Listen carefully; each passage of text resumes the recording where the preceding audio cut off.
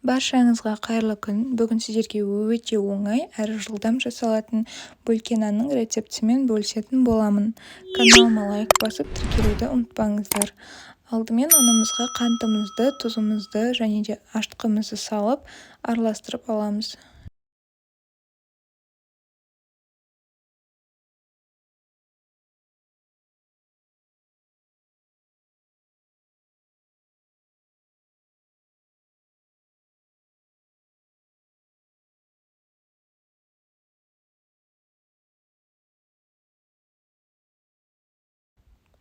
Содан соң жылы суымызды және де сұйық майымызды құйып, жақсылап жұмсақ қамыр илейміз.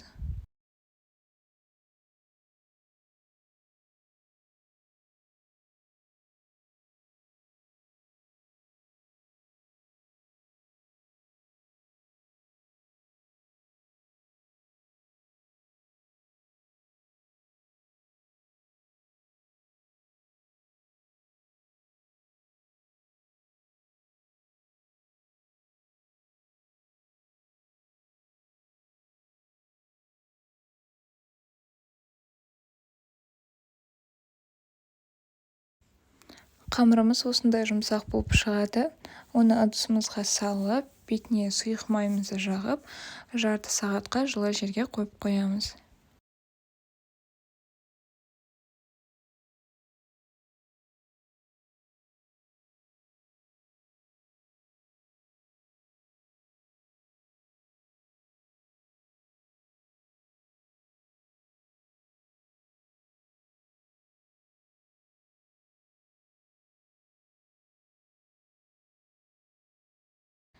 Біздің қамырымыз жарты сағаттың ішінде осындай болып көтерілді.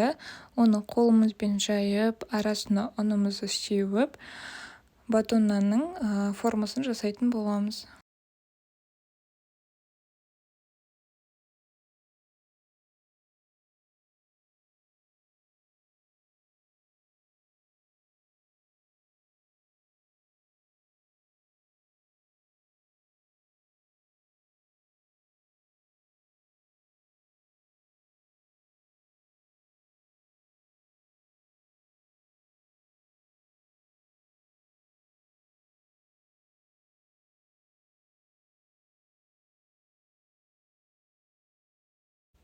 Біздің бөлке нанымыз өте дәмді әрі өте жұмсақ болып шығады. Мен бұл бөлке нанды пісіргелі дүкеннен нан алмайтын болдым. Өйткені біріншіден бұл аз ғана рецепттерден жасалады, яғни сары май, жұмыртқа, сүт деген сияқты нәрселерді керек етпейді.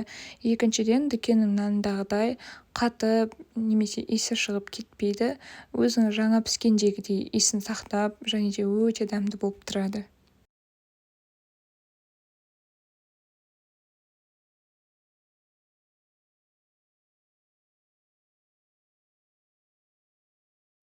Бөлке нанның формасын өзіңіздің қалағаныңызға етіп жасасаңыз болады. Ұзын немесе жуан, болмаса екіге бөліп жасасаңыз болады. Бөлке нанымыздың формасын жасап болғаннан кейін бетін жауып 20 минутқа тынықтырып қоямыз. Байқасаңыздар, біздің бөлке нанымыз тағы да көтерілді. Оның бетіне сүтімізді жағып, ұнымызды сеуіп, өзіміз қалағанымыздай тіліктерге бөлеміз. Және де ұнды қаламасаңыздар, сеппесеңіздер де болады.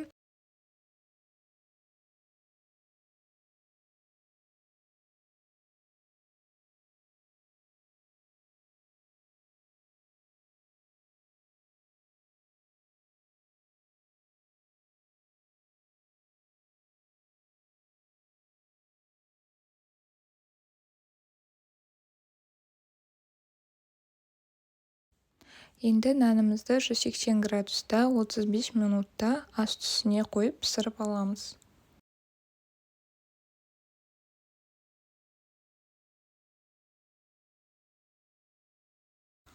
Біздің бөлке нанымыз өте жұмсақ әрі өте әдемі болып пісті.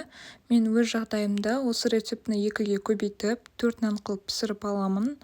Нанымыз суығаннан кейін пакетке салып, мұздатқышқа салып қоямын. Нанымыз керек уақытында оны микроволновкаға немесе пешке салып жылытып алатын боламыз. Бұл әдіс арқылы біздің нанымыз жаңа піскен күйдегідей өте жұмсақ әрі өте дәмді болып тұрады. Сіздерге ұнады деген ойдамын. Жасап көріңіздер, астарыңыз дәмді болсын.